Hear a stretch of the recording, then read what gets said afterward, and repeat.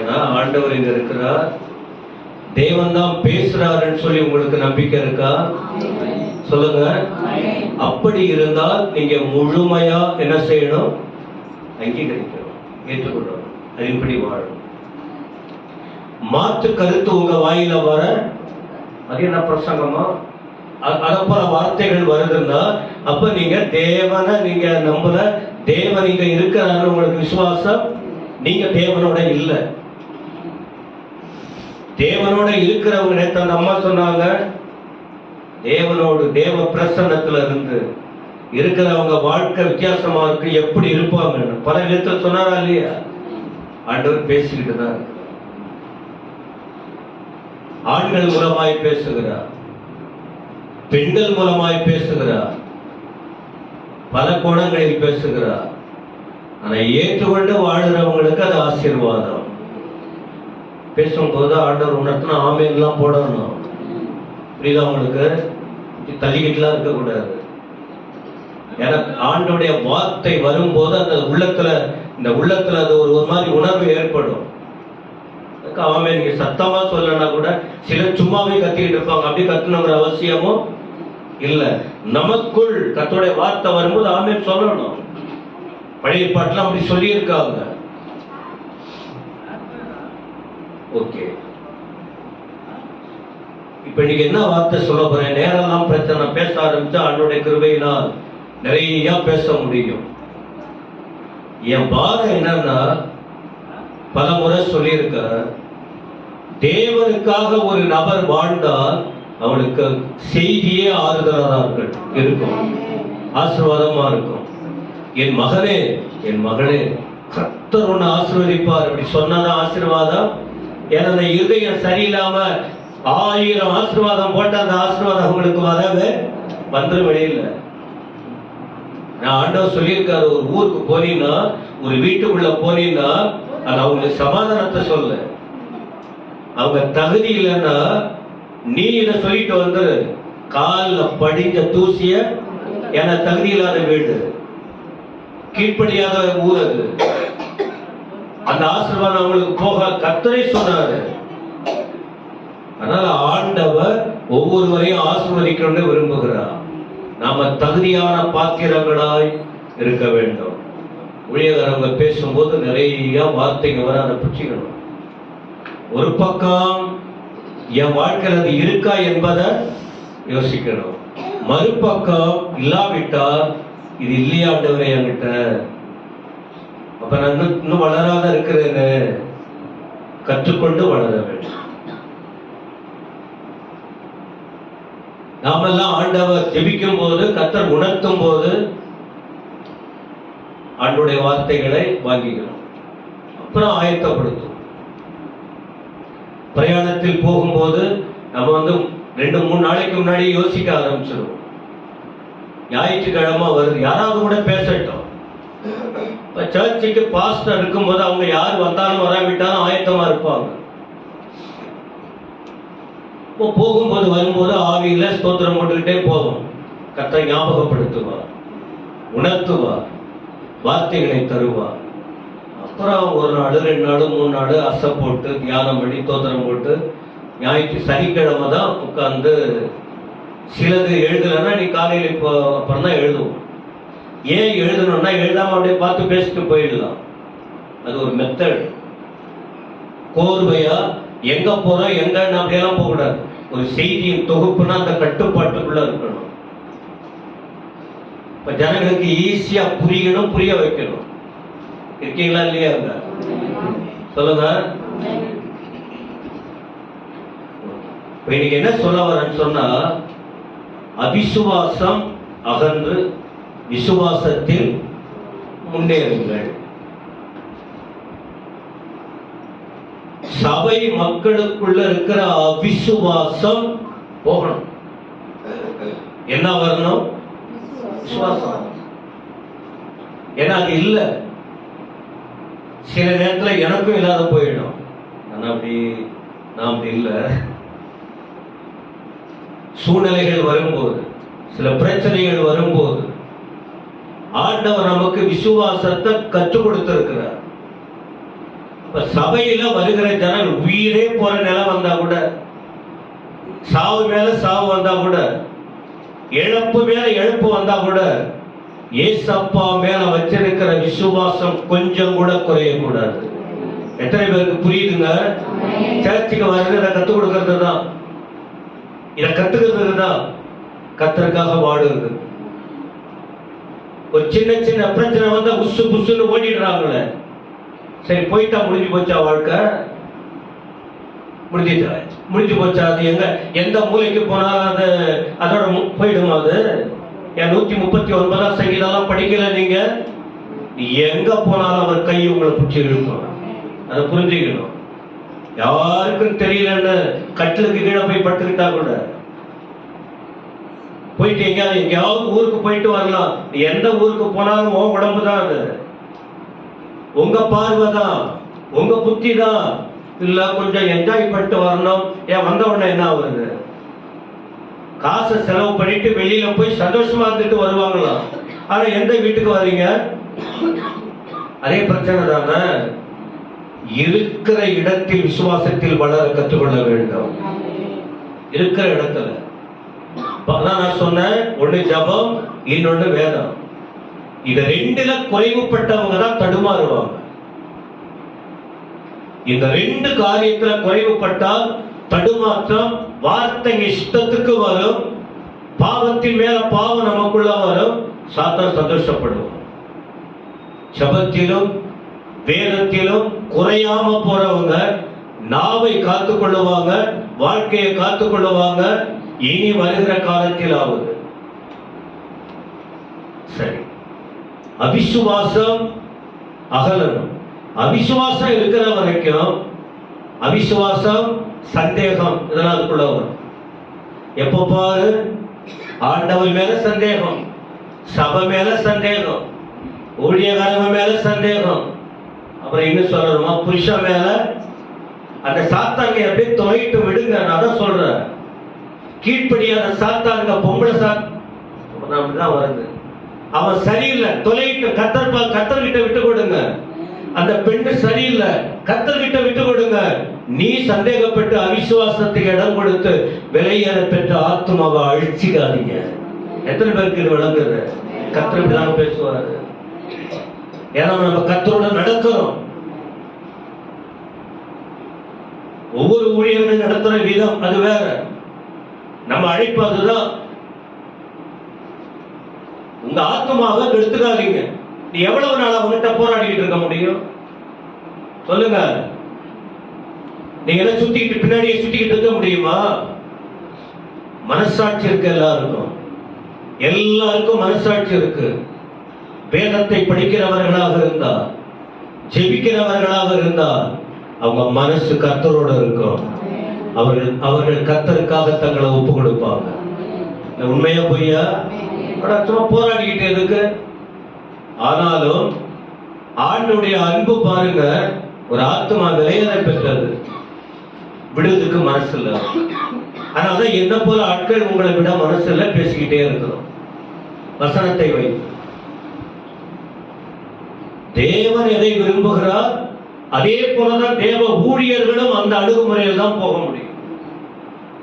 ஆண்டவர் மனசுதான். பைபிளை படிக்கும் போது ஜனங்களுக்கு எதை புரிஞ்சுக்கணும்னு விரும்புறாங்க, அதான் நாம சொல்லிக் கொடுக்கிறோம். இப்ப நான் சொல்லும் போது விளங்குச்சா என்னதான் செய்தி வரப்போகுதுன்னு? என்ன சொல்லுங்க, சொல்லுங்க. ஓகே, தோமாவை பற்றி பேச போறேன். தெரிஞ்சுக்கிட்டீங்களா? அதான் விசுவாசம், அகர்ந்த விசுவாசம், அதெல்லாம் விட்டாதீங்க கதை. ஓகே, இயேசு கிறிஸ்து உயிரோடு, சத்தம் எல்லாரும் என் கூட இருக்கணும். இயேசு கிறிஸ்து உயிரோட எழுந்தார். மத்தேயு 28:6. அவர் சொன்னபடியே உயிர் தெழுந்தார், உயிரோட எழுந்தார். அப்போ உயிருள்ள தெய்வத்தை நாம தேடிக்கொண்டிருக்கிறோம். சத்தமா? அப்ப நாம செத்து போன போல நம்முடைய வாழ்க்கை இருக்க, ஒரு ஞானியோடு பழகிறவனுக்கு என்ன இருக்கும்? நல்ல பேச்சு திறமை உள்ளவங்களோட பழகுனா அவங்களுக்கு என்ன திறமை வரும்? ஒரு ஊமசாமி கூட சேர்ந்தா எப்படிதான் இருக்கும்? ஒரு உயிருள்ள தெய்வத்தோடு இருக்கிறவர்கள் அந்த உயிரோட்ட உணர்வு அவர்களுக்கு இருக்க வேண்டும். நான் பேசும்போது நிறைய உணர்வுகள் போகும், முடியாது, எல்லாத்தையும் ஒரு இஷ்டத்துக்கெல்லாம் போக முடியாது. ஆனா தேவையான வார்த்தை நமக்கு வந்தா பிடிச்சிங்க. உயிரோட எழுந்தார்.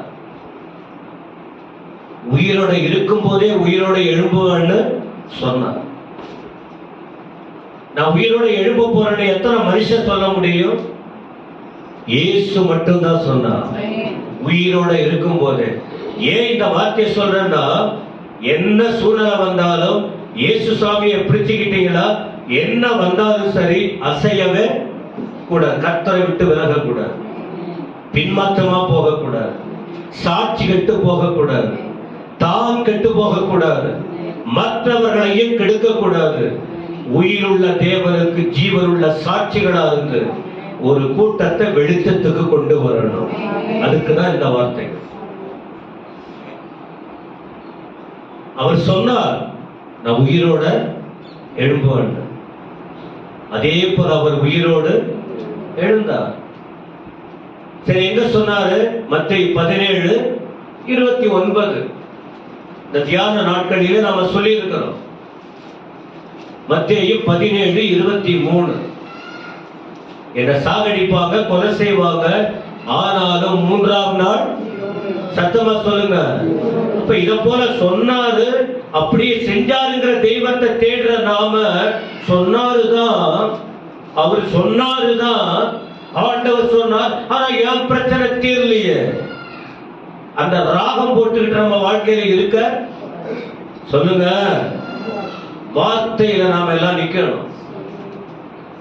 உங்க வளர்ச்சி உங்க குடும்பத்துக்கு தெரியணும். உங்க விசுவாச வளர்ச்சி உங்க புருஷனுக்கு மனைவிக்கு தெரியணும். உங்க பக்தியின் வாழ்க்கை உங்களை சார்ந்து இருக்கிற மக்களுக்கு தெரியணும்.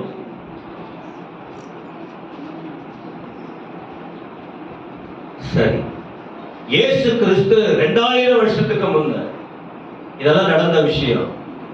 2000 வருஷத்துக்கு முன்ன அப்ப என்னாச்சு? இப்ப அதை குறித்து ஆண்டவர் பேசி தெளிவாக்கிட்டு இருக்கார்.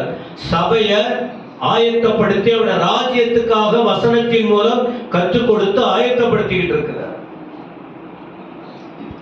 அப்ப ஆண்டவர் மரித்தார், அடக்கம் பண்ணப்பட்டார், 3ஆம் நாள், சத்தமா சொல்லுங்க. இல்ல ஈஸியா சொல்லணும், நீங்க உங்க வாயில யோசிச்சுக்கிட்டு இருக்க கூடாது. இயேசு மரித்தார், அடக்கம் பண்ணப்பட்டார், 8வது நாள் உயிரோட எழுந்தாரா? சத்தமா சொல்லுங்க. 3ஆம் நாள் உயிரோட எழுந்தார். அப்ப உயிரோட எழுந்து 40 நாள் வரைக்கும் இந்த பூமியில தான் இன்னைக்கு இருக்கிறார் ஆவியானவர் மூலம். இன்றைக்கும் 40 நாட்கள். யாராவது கேள்வி கேட்டா இருங்க, எங்க பாஸ்டர் கிட்ட யார் யார்கிட்ட கேட்கறதுன்னு வச்சுங்க. ஏன்னா அந்த அளவுக்கு சொல்லி கொடுக்கிறோம்.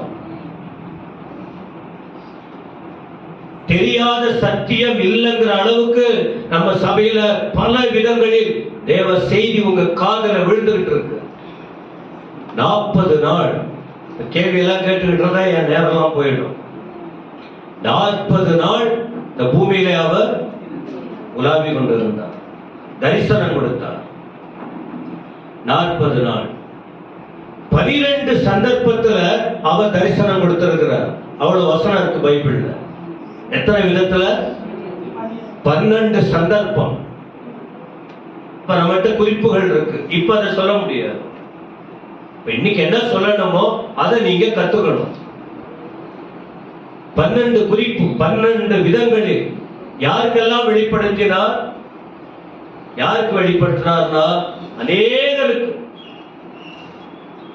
குறிப்பா தம்மை பின்பற்றின மக்கள், அவரோடு இருந்த ஜனங்கள், அவருடைய உபதேசங்களை எல்லாம் கேட்டவர்கள், அவர்களுக்கு ஆண்டவர் வெளிப்படுத்தினார்.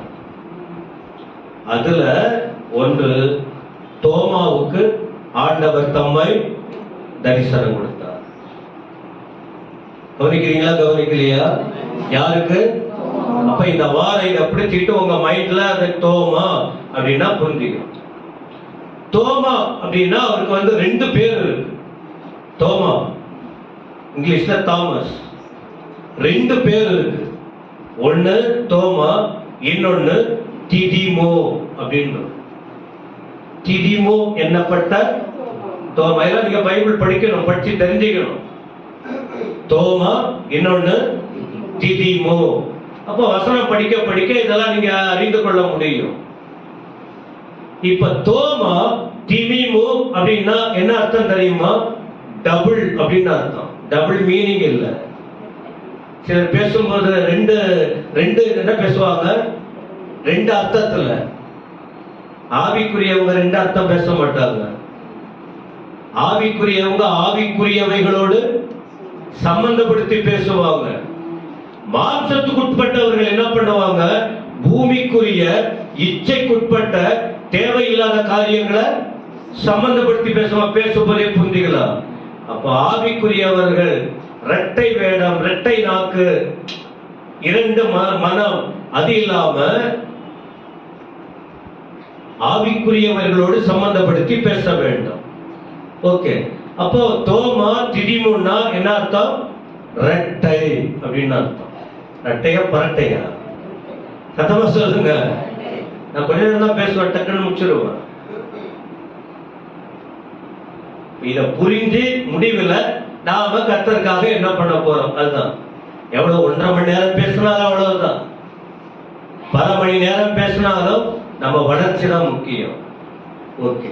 இப்ப இவருடைய வாழ்க்கையில் காணப்பட்ட ஒரு 4 காரியம் இப்போ வேகமா சொல்ல போறோம். 4 காரியம். 1, தோமா யார் தெரியுமா? தெரிந்து கொள்ளப்பட்ட மனுஷன். சொல்லுங்க, தெரிந்து கொள்ளப்பட்ட. வசனம் 6ஆம் அதிகாரம் லூக்கா 6, 13, 14, 15. லூக்கா 6ஆம் அதிகாரம் 13, 14. இயேசு கிறிஸ்து ஜெபம் பண்ணிட்டு தெரிந்து கொள்ளப்பட்டவர்களை அழைத்து அவங்க கூட என்ன பண்றாரு? பேசுகிறார். கவனிக்கிறீங்களா? அப்போ ஏன் தோமாவை வச்சு நாம என்ன கத்துக்கிறோம்னா, நாம கூட ஒரு நாளில் எப்படியோ இருந்தோம். நாம கூட யாருதான்? தோமாவை போல நம்மை கர்த்தர் என்ன செஞ்சிருக்காரு? ஏதோ ஒரு விதத்தில் அவருக்காக வாழ்வதற்கு. வசனம் நிறைய இருக்கு.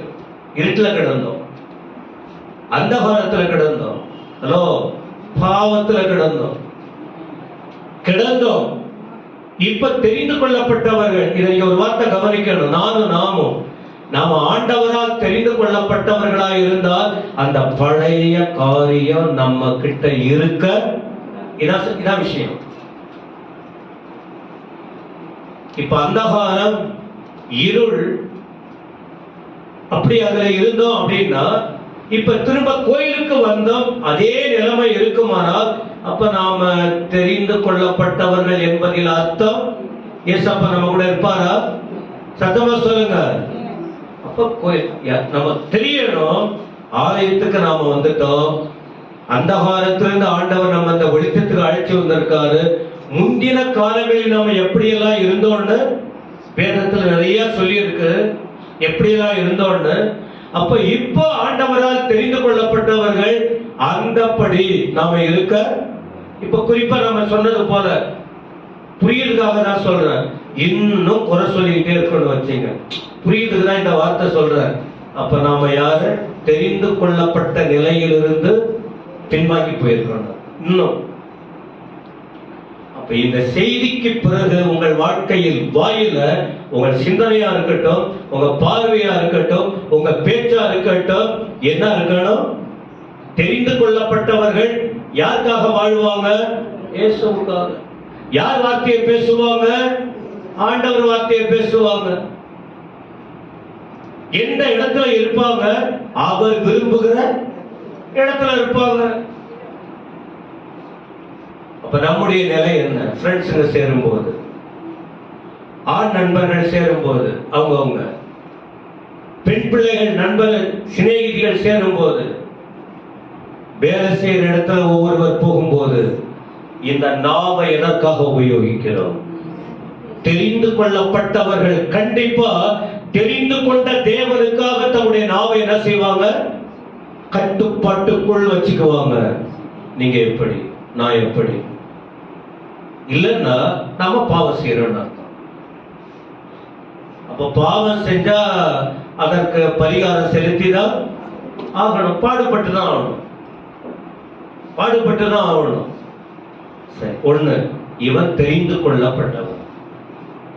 இரண்டாவது,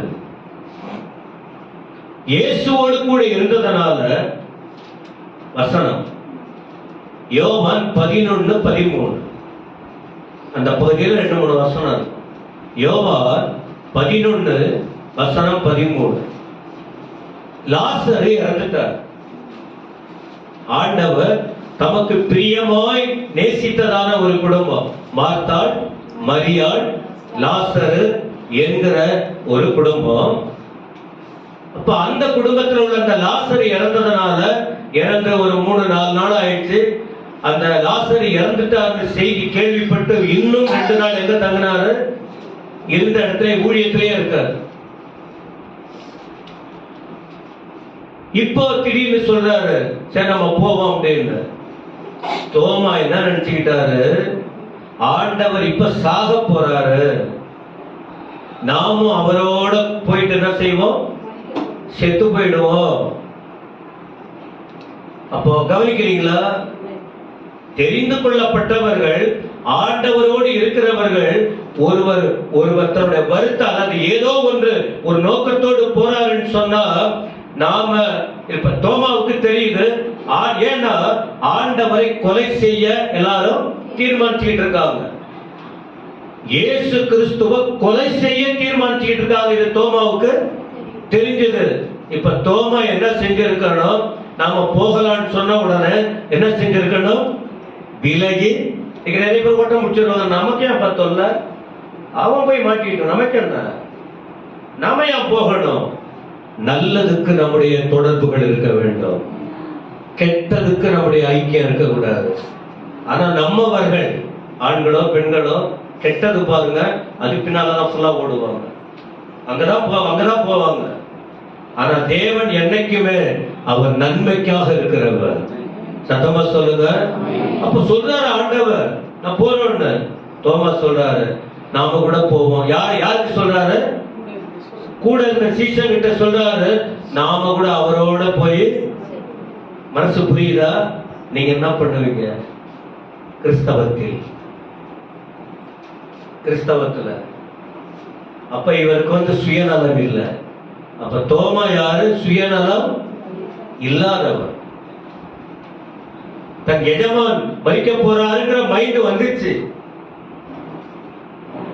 ஆனா கூட இருக்கிறவர், அவன் போய் சாகட்டும், நாம நம்மளை காத்துவோம் என்று சொல்லல.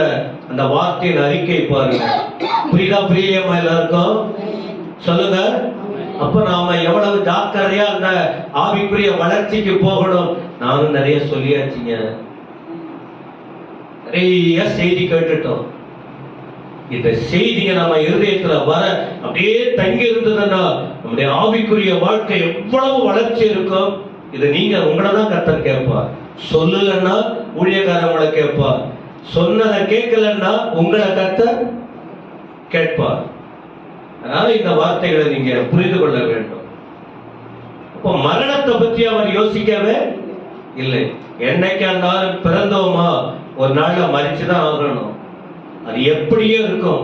அதுக்காக நாம ஓட்டம் பிடிச்சா கூட எங்க ஒளிஞ்சாலும் நடக்க போவது இல்லை. ஆனால் நாம் யாருடைய தொடர்புல இருக்கணும்? சத்தமா சொல்லுங்க.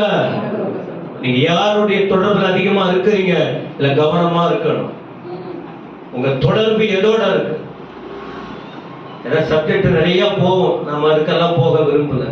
சொல்ற வார்த்தையை கேட்டு வாழ்ந்தாலே போதும். மூணாவது, ஏசப்பா சொல்ற பரலோகத்தை பத்தி சொல்ற. யோவான் 14ஆம் அதிகாரத்துல 1-7 வரைக்கும் பரலோகத்தை பற்றி சொல்றார். நான் போறேன், உங்க இருதயம் கலங்க வேண்டாம், உங்க இருதயம் கலங்க வேண்டாம். நான் போயிட்டு ஒரு பரலோகத்துல ஒரு ஸ்தலத்தை ஆயத்தம் பண்ண போறேன். அதை ஆயத்தம் பண்ணின பின்பு திரும்ப வருவேன். நான் இருக்கிற இடத்துல என் பிள்ளைகளை சொல்ற பரலோகத்தை பற்றி சொல்லும் போதே சொல்ற, சபைக்கு வருகிறவர்களுக்கு நிரந்தரமான இடம் எது தெரியுமா? சத்தமா சொல்லுங்க, சத்தமா சொல்லுங்க. ஆனா தெரிந்து கொள்ளப்பட்டவர்களாய் இருக்கணும். என்ன நல்லது வரட்டும் கெட்டது வரட்டும், எதையும் சகிக்க ஆயத்தமா, எதையும் சகிக்க ஆயத்தமா இருக்கணும். நல்லது வரும் கெட்டது வரும், உலகத்தில் என்ன வந்தாலும் வந்தா வரட்டும், ஸ்தோத்திரம். ஏசப்பா கூட இருக்கிறார், அவர் பார்த்து கொள்ளுவா. உங்க தாய் தாப்பெல்லாம் தோத்த டாட்டா காட்டு போயிடுவாங்க. சரி, எல்லாருமே ஏன் பாவம் அவங்கள மட்டும் சொல்லணும்? எல்லாருமே சூழ்நிலை வரும்போது பயந்து போயிடுவாங்க. கூடவே இருந்து நடத்துகிறவர், நடத்தினவர், நடத்துகிறவர், நடத்த போகிறவர் இயேசு சாமி மட்டும்தான். விளங்குதாமா? உங்க வளர்ச்சி குறையக்கூடாது. அப்போ ஆண்டவர் சொல்ற 4:14 நானே வழியும் சத்தியமும் ஜீவனமா இருக்கிற. அப்ப எப்போ சரி நீங்க போறீங்க ஆண்டவரே, எங்களுக்கு அந்த வழிய காட்டுங்க. ஆண்டவர் மனசுல ஒண்ணு இருக்கும், ஆனா கூட இருக்கிறவங்க மனசுல இப்ப ஆண்டவர் யோசிக்கிறது எல்லாம் அந்த சீசருக்கு தெரியும். நாம அதை சொல்லிவிட, இப்ப நான் சில தரிசனம் இருக்கு சபையை குறித்து, எல்லாமே எனக்கு ஒண்ணு தெரியல. நீங்க சொல்ல ஆண்டவர் உணர்த்தும் போது நாம சொல்லுவோம், நடத்துவோம். எங்களுக்கு ஒண்ணு சொல்லையே, எங்களுக்கு ஆண்டவர் உணர்த்தும் போதுதான் சொல்லி காட்டுவோம். அது தேவையா இருந்தா தேவை உள்ளவங்க கிட்டதான் சொல்ல முடியும். ஏசாமி கூட அப்படி உள்ளத்துல இருக்கும் போது அவ்வப்போது அவர் சொல்லி வருகிறார். அப்ப சொல்லும் போது தோமா அவரை நோக்கி 5ஆம் வசனம் 4ஆம் வசனம் சொல்றாரு, நீ போகிற இடத்தை அறிந்திருக்கிறீர்கள், வழியையும் நான் போகிற இடம் அறிந்திருக்கிறீர்கள். தோமாவுக்கு தெரியல, ஆண்டவர் சொல்லிட்டாருன்னா. ஏன்னா ஏன் அந்த ஆண்டவர் சொல்றாருன்னா, அவர் ஏற்று சற்று கத்து கொடுக்கிறாரு. நான் எங்க இருந்து வந்தேன், நான் எங்க இருக்கிறேன், நான் என்ன செஞ்சுக்கிட்டு இருக்கிறேன், நான் எங்க போறேன், எல்லாத்தையும் சொல்லி கொடுத்துட்டு தான் இதை சொல்றாரு. நான் போகிற வழியை, இடத்தையோ வழியையோ அறிந்திருக்கிறீர்கள். ஆனா தோமா என்ன சொல்றாரு, அவரை நோக்கி, ஆண்டவரே நீ போகிற இடத்தை தெரியலன்றார். அறியோமே வழியை நாங்கள் எப்படி? அப்போ ஆண்டவர் காட்டுகிற வழியிலே நடப்பதற்கு இவர் என்ன பண்றார்? சந்தேகத்தை தீர்த்துகிறார். அப்ப என்னாச்சுன்னு சொன்னா, ஆண்டவரை பின்பற்றி வாழுகிற சபை மக்கள் தான் இஷ்டம் போல அவங்க வழியில போக, சத்தமே எல்லாம் சொல்லுங்க, நீங்க நினைச்சபடியெல்லாம் அவங்க சொன்னாங்க போயிட்டோம், இவங்க சொன்னாங்க போயிட்டோம், மூட்டை கட்டிட்டு பேக தூக்கிட்டு ஓடக்கூடாது. ஆண்டவர் காட்டுகிற வழியில் போக வேண்டும். ஆண்டவர் காட்டுகிற வழியில் போனால்தான் கர்த்தர் அங்கே இருப்பார். அவர் சத்தம் இருக்கும், அவருடைய பிரசன்னம் அங்கே இருக்கும், அவருடைய ஆசீர்வாதம் அங்கே இருக்கும். இன்னைக்கு நிறைய பேர் தடுமாறிக்கிட்டு இருக்கிறதுக்கு காரணம், தன் சொந்த வழி நம்ம நினைக்கிறது தான் தேவன், அவங்க சொல்றதுதான் தெய்வம் நினைச்சிட்டு ஓடுறாங்க. அதுக்குதான் வேதத்தை படிங்க, ஜெபத்துல அதிகமா இருங்க, உன் வாழ்க்கை தெளிவா இருக்கும், தெளிவா இருக்கும். இப்ப ஆண்டவர் சொன்னார் வழி, வழி அதை குறித்து சொல்லும் போது போற வழி, அந்த வழி என்னன்னும் போது அவர் சொல்றாரு, அப்போ தேவனோடு நடக்க, அவர் காட்டுகிற வழியில் நடக்க இவருக்கு என்ன இருந்தது? விருப்பம், ஆசை இருந்தது. சத்தமா சொல்லுங்க. இப்ப யார் காட்டுற வழியில நாம போகணும்? சத்தமா சொல்லுங்க. எனக்கு என்னன்னே தெரியல பாஸ்டர், என்னன்னே தெரியல பாஸ்டர். நீங்க எங்கேயே எந்த மாஸ்டர் கூடவே போறீங்க, வேற ஒரு மாஸ்டர் உங்களை கைட் பண்ணிக்கிட்டு இருக்காங்க, வேற யாரோ உங்களை தவறா நடத்திக்கிட்டு இருக்காங்க, அதனால தெளிவில்லை, உங்க வார்த்தைகள் வித்தியாசமா போகுது, உங்க வாழ்க்கை முறை வித்தியாசமா போய்கிட்டு இருக்கு. நமக்கு ஆண்டவர் கூடவே இருந்து கற்றுக் கொடுத்து கொண்டு இருக்கிறார். விளங்குச்சா இல்லையா? இது வரைக்கும் சொன்னது தேவைதான், உண்மைதான், இப்படிதான் இருக்கணும், இப்படிதான் வாழணுங்கிற தெளிவு கிடைக்குதா கிடைக்கலையா? அதுக்கு மேல நாம என்ன சொல்ல முடியும் உங்களுக்கு? வாழைப்பழத்தை வாங்கி உரிச்சு வாயில துருத்தியா விட முடியும் குழந்தைங்களுக்கு. இந்த வாய் ஃபுல்லா அப்படியே. நாலாவது என்னன்னு சொன்னா, இவ்வளவு இருந்தும் தடுமாறி போயிட்டான். ஹலோ, மனுஷன், நான் உங்களுக்கு சொல்றேன், உங்களுக்கு நல்லதா சொல்றேன், மனுஷன் வாழ்க்கையில் தடுமாற்றம் கண்டிப்பா, சத்தமா சொல்லுங்க. ஆனா நிரந்தரமா தடுமாறி கீழே விழுந்து விட, அவ்வளவுதான். தடுமாற்றம் வரும். மனிதன் வாழ்க்கையில் ஆண்களோ பெண்களோ சூழ்நிலைக்கு ஏற்றபடி சில தடுமாற்றம் வர வாய்ப்பு இருக்கு, தடுமாற வாய்ப்பு இருக்கு. ஆனா தடுமாறிட்டோடு சொல்றதுனால நாம் அப்படியே பிடிச்சிட்டு வேற பக்கம் போய்விட ஆண்டவர் வழிக்கு வந்து விட வேண்டும். சரி, என்ன தடுமாற்றம்? யோவான் 20ஆம் அதிகாரம் திருப்பி கொள்ளுங்க. இப்பதான் பேச ஆரம்பிச்சா 1 மணி நேரம் பேசலாம். என்ன பண்றது? நீங்க கொஞ்சம் தான் சாப்பிட விரும்புறீங்க போறது, அதனாலதான் கொஞ்சம் கொடுக்குறாரு. ஆனா அதே நேரத்துல கொஞ்சம் மனசு நல்லா இருக்கிறவங்க கொஞ்சம் சாப்பிட்டாலும் அவங்களுக்கு திருப்தி ஆயிடும். எத்தனை பேருக்கு? முன்னெல்லாம் 5 இட்லி சாப்பிடுவேன், இப்போ 3 இட்லி சாப்பிட்டாலே போதுங்கிற அளவுக்கு என் மனசு சொல்லுது, உடம்பு சொல்லுது. அத போல மனசு நல்லா இருந்தா கொஞ்சம் சாப்பிட்டா கூட அவங்க மனசு என்ன ஆகும்? சத்தமா சொல்லுங்க. கர்த்தரோடு நாம இருந்தா, வசனத்தோடு நாம இருந்தா, தேவ ஆவியானவர் கூட நாம இருந்தா, அவர் ஒரு வார்த்தை என்ன சொன்னாரு? சாமுவேல் கிட்ட, ஏலி கிட்ட போய் கேட்கும் போது, நீ சொல்லும் அடியே ஒரே ஒரு வார்த்தை தான் சொன்னாரு. சாமுவேல் திருப்தி ஆயிட்டாரு.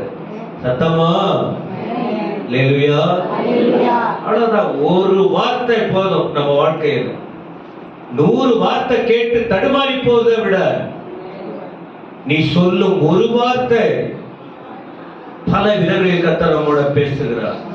20ஆம் அதிகாரத்தில் இப்போ ஆண்டவர் உயிரோடு எழுந்து, வாரத்தின் முதல் நாள் அவர் எழுந்து எல்லாருக்கும் தரிசனம் கொடுத்தாரு. அதன் பிறகு அவர் எங்க போறார் தெரியுமா? ஒரு வீட்டுக்குள்ள போறார். 20ஆம் வசனத்துல பாருங்க, 19-20. இயேசு சாமி வந்தார், உங்களுக்கு சமாதானம் என்று சொன்னார். சொன்னப்போ எல்லாரும் என்ன செஞ்சாங்க? சந்தோஷப்பட்டாங்க. எத்தனை பேர் அங்க இருக்காங்க? சத்தமா சொல்லுங்க. 10 பேர். எத்தனை பேரு? இது ஒண்ணும் இல்லை, நீங்களே படிச்சு கண்டுபிடிக்கணும். அத நீங்களே அந்த பைபிளை படிச்சு புரிஞ்சுக்கணும். எத்தனை பேர் இருக்காங்க? 10 பேர். ஏன்னா அந்த இடத்துல யாரு இல்ல? யூதாஸ் இல்ல, அப்புறம் இன்னொருத்தவர் இல்ல. அப்ப எத்தனை பேர் இருக்காங்க? 10 பேர். அப்போ 10 பேர் என்ன ஆயிடுச்சுன்னு சொன்னா, தேவ சத்தம் உயிர்த்தெழுந்த பிறகு, இயேசு உயிரோடு எழுந்த பிறகு அவர் சத்தம் கேட்டாங்க. அவருடைய வார்த்தை அவங்களுக்கு ஆறுதல். பயந்துகிட்டு இருந்தாங்க. அப்புறம் ஆண்டவர் அங்க வந்து என்ன சொல்றாரு? 20ல விழாவை காண்பித்தார். அவர்கள் கைய காண்பித்தார். கை காயத்தை காட்டுறாரு. விழாவில் குத்தப்பட்ட காயத்தை காட்டுறாரு. ஆண்டவரை கண்டு அவர்கள் எல்லாரும் சந்தோஷப்பட்டாங்க. அப்புறம் அவங்க மேல கைய வச்சு அவங்கள ஆசீர்வதித்து அவங்கள அனுப்புறாரு. அபிஷேகத்தை பெற்றுக்கொள்றாங்க, மன்னிப்பை பெற்றுக்கொள்றாங்க. 10 பேரு இப்ப ஆத்தும நிரம்பி இருக்கு. சொல்லுங்க. கர்த்தர் காட்டுற இடத்துல இருந்தா, கர்த்தரோடு இருந்தா, அவர் சித்தத்தின் நடுவில் இருந்தா தெளிவான திருப்தியை பெற முடியும். இவங்க ஆண்டவர் வந்துட்டாங்க. வந்த உடனே அந்த அனுபவம் கிடைச்சது. இப்போ 24, இயேசு வந்திருந்த போது 12 ஒருவனாகிய திதிமு எண்ணப்பட்ட தோமா என்பவன் அவர்களுடனே கூட எங்க போறப்பாரு? ஏன் இல்ல? இதான் பிரச்சனை. எங்க இருக்கணுமோ, இப்ப ஆண்டவர் காட்டுற சபையில ஆண்டவர் பேச, சபையில நீ சபையை விட்டு எங்க போற? இருக்க வேண்டிய இடத்துல இருக்கணுமா இல்லையா? இந்த ஒரே வார்த்தை நீங்க பிடிச்சிங்க. ஆண்டவர் காட்டுற இடத்துல இருக்கணுமா இருக்க கூடாதா? சொல்லுங்க. உங்க இஷ்டத்துக்கு நீங்க போனீங்கன்னா உங்க வாழ்க்கை வெறுமைதான். தடுமாற்றத்துக்கு தான் காரணம். தடுமாற்றத்துக்கு தான் காரணம். ஒரு சண்டே நீங்க விட்டுட்டீங்கன்னா கூட உங்க வாழ்க்கை வெறுமை. கர்த்தருடைய பந்தியை நீங்க விட்டீங்கன்னா உங்க வாழ்க்கையில ஏமாற்றம். பாடி துதித்து ஆராதித்து ஆண்டுடைய வார்த்தையை கொடுக்கிற இடத்துல நீங்க வரலன்னு சொன்னா நீங்க ஆண்டவருக்காக உறுதியா இருக்க முடியாது. 40 நாள் தியான கூட்டத்துக்கு வராதவங்க வந்தவங்க கேட்ட விதங்களும் வராதவர்கள் காரியங்களும் வித்தியாசம். எவ்வளவு விஷயம் உங்க காதுல விழுந்திருக்கு. எங்க போனீங்க? நான் உங்களை கேட்கல. தோமா எங்க போன? எல்லாம் இருக்கிற இடத்துல தானே நீ இருக்கணும். அவன் போன தனியா இருக்க வேண்டிய இடத்துல இல்லாம என்ன ஆயிட்டான்? துரோகியா மாறிட்டான். சாத்தானுக்கு இடம் கொடுத்தான். தற்கொலை செஞ்சு செத்து போனான். கர்த்தரை விட்டு தூரம் போனா, கர்த்தருடைய பிள்ளைகளை விட்டு தூரம் போனா, தான் இஷ்டம் போல போனா ஆபத்துங்க. எத்தனை பேருக்கு இந்த வார்த்தை விளங்குது? இனி அப்படி இருக்காதீங்க. இனி அப்படி இருக்க, அப்படியெல்லாம் இஷ்டம் போலாம் போகக்கூடாது. இப்ப இவன் எங்க போனான்னு 10 பேருக்கு தெரியுமா தெரியலையே? சொல்லிட்டா போயிருப்பான்னு நினைக்கிறீங்க? உங்க வீடுகளுக்கு வரும்போது டவுட் கேட்டா இதை வச்சுன்னு விளக்கமா சொல்லுங்க. ஏன்னா இப்ப நேரம் இல்லை. உங்க வீட்டுக்கு வந்தா வசனத்தை கேளுங்க.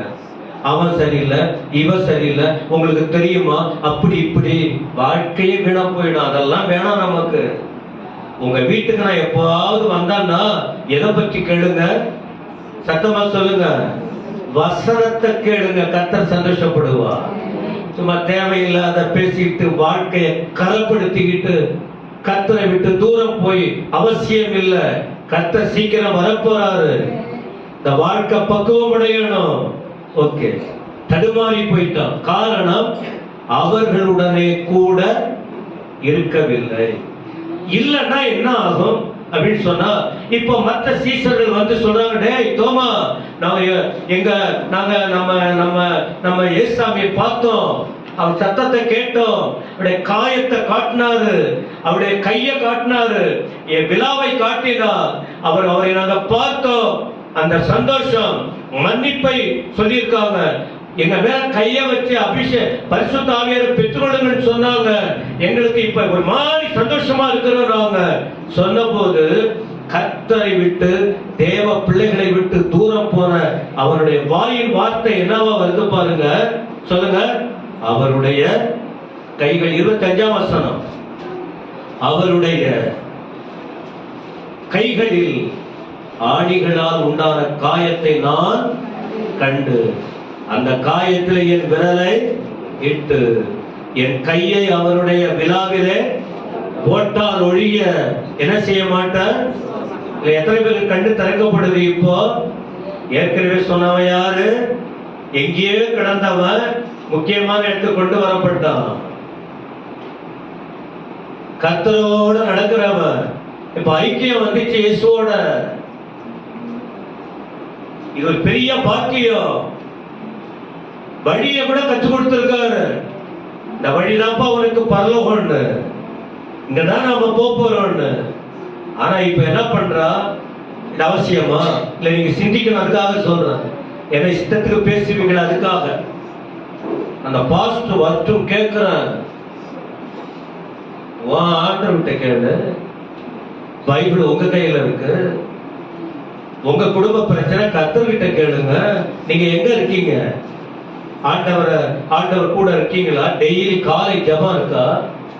டெய்லி பிரேயர் இருக்கா? வேத வாசிப்பு இருக்கா? அந்நிய பாஷை இருக்கா? அபிஷேகம் இருக்கா? வேதம் காட்டுகிற வாழ்க்கை இருக்கா? நல்ல சிந்தனை இருக்கா? ஆலயத்துக்கு வந்த பிறகு நம்முடைய வாழ்க்கை சேஞ்சா இருக்கணுமே. சொல்லுங்க. அப்ப விலகி போன வாழ்க்கை அப்புறம் தேவையில்லாத பிரச்சனை வந்துகிட்டு தான் இருக்கும். எல்லாம் வந்துகிட்டு தான் இருக்கும். சரி, இதை யாராவது ஆண்டவருக்கு சொன்னாங்களா? சத்தமா சொல்லுங்க. யாராவது சொன்னாங்களா? யாரும் சொல்ல வேண்டிய அவசியம் இல்லை. நான் ஏற்கனவே சொல்லியிருக்கேன், அவர் ஒரு தீர்க்கதரிசி. நீ ஒரு எந்த உட்கார்ந்து இருக்க, நீ எங்க கொஞ்சம் நான் வந்து கடுமையா பேசுவேன், என்ன பண்றது? தேவையில்லாதவங்க கூட போய் உட்கார்ந்துக்கிறது, குழப்பம் பண்றவங்க கூட போய் உட்கார்ந்துக்கிறது. நீ ஜெபிக்கிறவங்க கூட இருந்தா உனக்கு ஜபம் வரும், ஆராதிக்கிறவங்க கூட பழகுனா உனக்கு ஆராதனை வரும், அந்நிய பாஷை பேசுறவங்க கூட பழகுனவங்க வாயில அந்நிய பாஷை வரும். விளக்குச்சுதானே அது? அப்ப நீ வேற எங்கேயாவது போற, இதை போற சந்தேகம் தான் வரும். அது என்ன, இது என்ன, அது என்ன, நான் தொடணும், நான் அதை பண்ண, அது யாருக்கிட்ட? ஆண்டவர்கிட்ட. நிறைய வார்த்தை வந்து எனக்கு முடியல. விட்டு பாசத்துக்கு 1.5 மணி நேரம் கொடுத்தார். நான் அவள் நம்ம பேசிக்கிட்டு இருந்தேன்.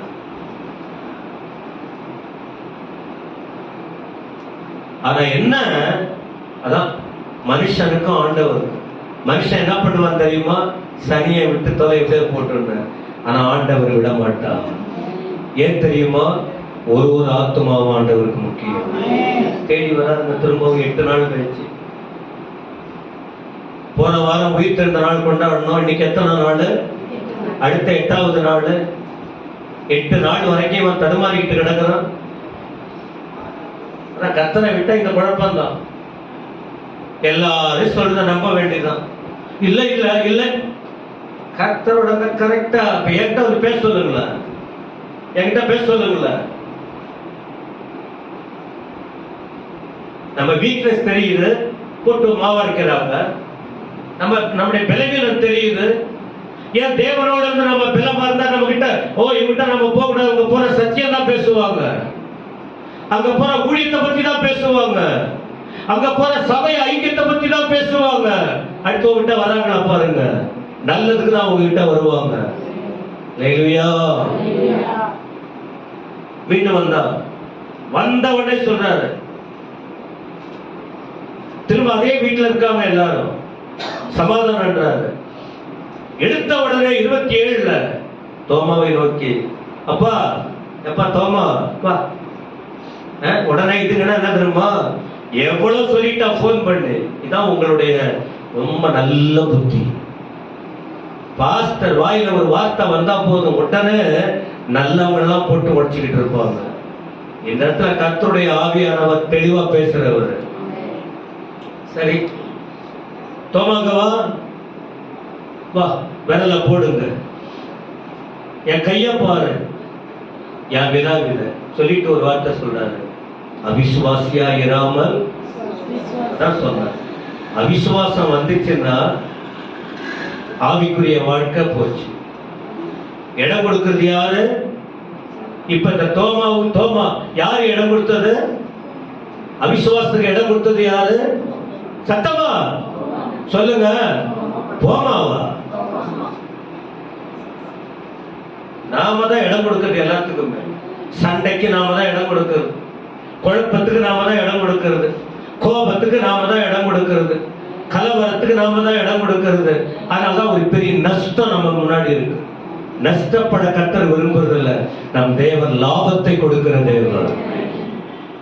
கொஞ்ச நாள் வாழ போறவங்க நேரடியா சொல்றார், அவிசுவாசியா இராமல் விசுவாசியாக. அப்புறம் அவன் சொன்னான், தோமா அவரை நோக்கி, ஆண்டவரே, என் இதுவரைக்கும் 12 சீசன்ல இவரை தேவன் சொன்னது யாருமே? சத்தமா சொல்லுங்க. பேதுரு கூட என்ன சொன்னாரு? நீ ஜீவனுள்ள தேவனுடைய குமாரனாகிய மேசியான்னு சொன்னாரு.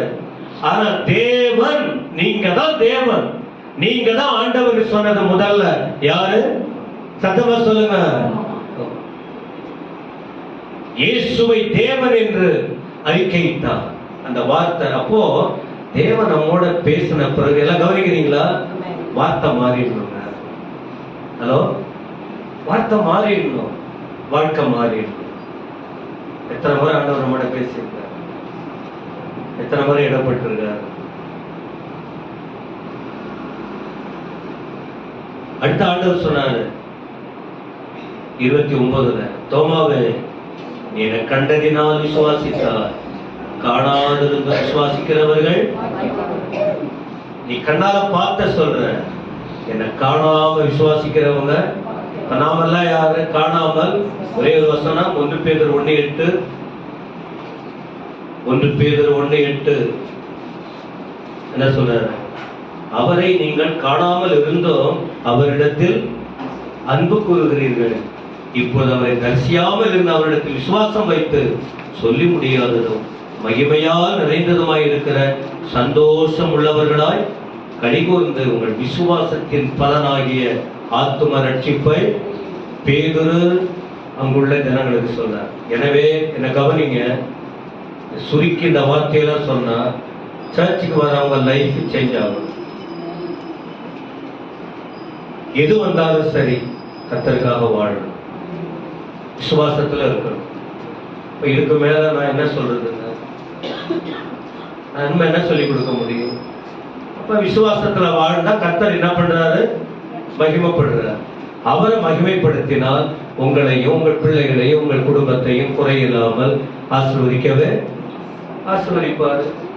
எழுந்திருப்போம் ஒரு நிமிஷம்.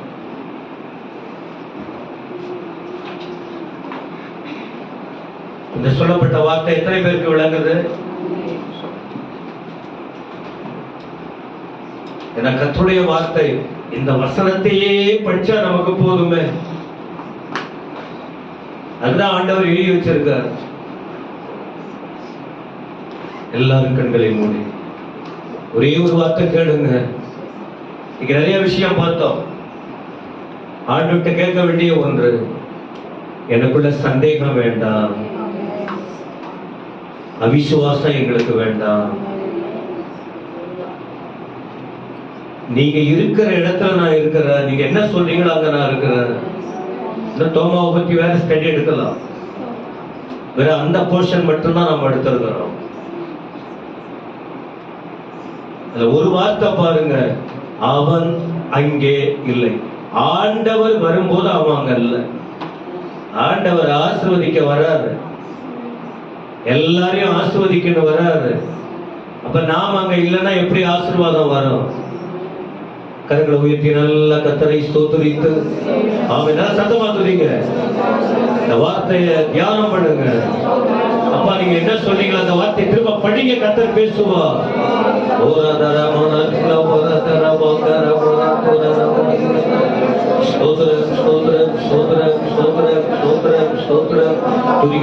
கரங்களை தட்டி நல்லா கர்த்தரை துதிக்க முடியுமா? துதிக்கிறோம் துதிக்கிறோம் துதிக்கிறோம் துதிக்கிறோம் துதிக்கிறோம் துதிக்கிறோம். விசுவாசம் மாறட்டும். இந்த அவிசுவாசம் பாவங்கள் அல்லவே உங்களை நெருங்குவதற்கு கேள்வி கேட்கக்கூடிய தடையாய் இருக்கிற காரியத்தை என்னை விட்டு மாற்றோம்.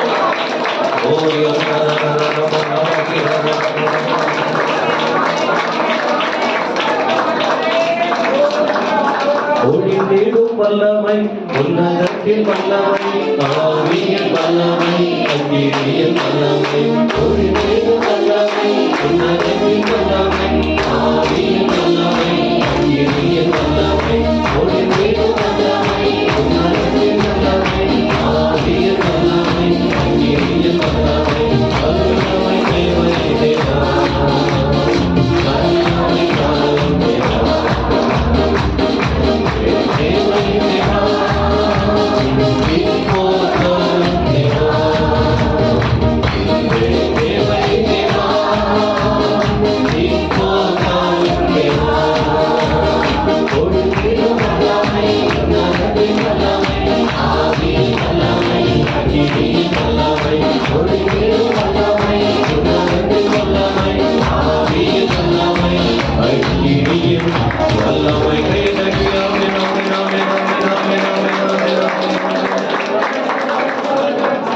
ஆண்டவர் உயிரோட இருக்கிறார், நம்மோட இருக்கிறார். நீங்க விலகிடாதீங்க. விலகுனீங்கன்னா ஆசீர்வாதம் போயிடும். வசனத்தை படிச்சு தியானம் பண்ணுங்க. அவர் மீண்டும் வந்து உங்களை ஆசீர்வதிக்கிறார். ஆனா இந்த தோமா தான் சைனா சீன தேசத்துக்கு போய் ஊழியம் செய்தாரு, இந்தியாவில் வந்து ஊழியம் செய்தாரு. உயிர்த்தெழுந்த இயேசுவுக்காக தன் உயிரையே கொடுத்தார். அவரை ஈட்டியால குத்தி கொண்டுட்டாங்க சென்னையில. இயேசுவுக்காக வைராக்கியமா இருந்தார். ஒரு மனுஷன் துவக்கம் எப்படி வேணாலும் இருக்கலாம், முடிவு கர்த்தருக்காக இருக்கணும். முடிவு கர்த்தருக்காக இருக்கணும். பரலோக பிதாவே துதிக்கிறோம்.